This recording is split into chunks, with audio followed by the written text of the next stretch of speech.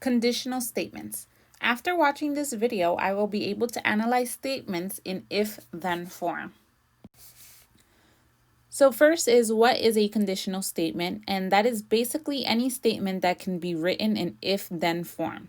So for example, if you would like to speak to a representative, then you will press 0 now. So it tells you if you want to do something, or if this exists, then this will happen, or you can do this. Usually the conditional statement is an if-then form. It does not have to be, but can always be made into that form. Then an if-then statement, or a conditional statement, has two important parts. There is the hypothesis, which is basically the condition of the phrase, and it's always immediately following the word if. Notice following the word if, not including the word if. Then the other part is the conclusion of the statement, and that's the phrase following the word then, again, not including the word then. So if I wanted to highlight above, you would like to speak to a representative would be the hypothesis because it's following the word if, and then the conclusion would be you will press 0 now because it's following the word then. So here we have an example. If the forecast is rain, then I will take an umbrella. So first, because I have it already in if-then form, everything that's following the word if, the forecast is rain, would be considered the hypothesis, whereas everything following the word then would be the conclusion.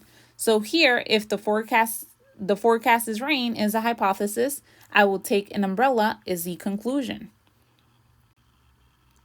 For this next one, a number is divisible by 10 if its last digit is a 0. It is not really following the if-then form because there is no then. So I can kind of reword this so that it can be in an if-then form. So instead of the statement above, I can say if a number's last digit is a 0, then it is divisible by 10. So I just rewrote it so that the if is in the front, and now I can easily identify the hypothesis and conclusion. A number's last digit is a 0 would be the hypothesis. And then the conclusion will be it is divisible by 10.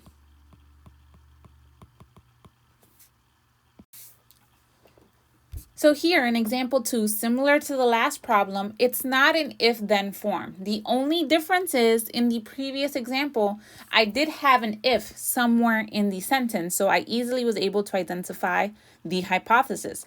However, in these two examples below, I only have a regular sentence, no if, no then. So the first thing I want to do is I want to rewrite the statement so that it is an if-then form.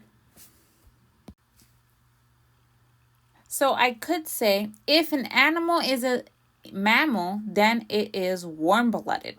Or I could have said, if it is a mammal, then it is a warm-blooded animal. So you can have variations as long as your statement makes sense, and you can easily identify your hypothesis and your conclusion. So here my hypothesis would be the words following if. So an animal is a mammal would be the hypothesis. The conclusion would be it is warm-blooded. Notice I am not including the words if, and I am not including the words then. Similar to the top, I need to rewrite the bottom sentence into an if-then form. So I have a prism with bases that are regular polygons is a regular prism. So now my statement would be, if a shape is a prism with bases that are regular polygons, then it is a regular prism. So in order to identify the hypothesis, it would be a shape is a prism with bases that are regular polygons. And then my conclusion would be, it is a regular prism.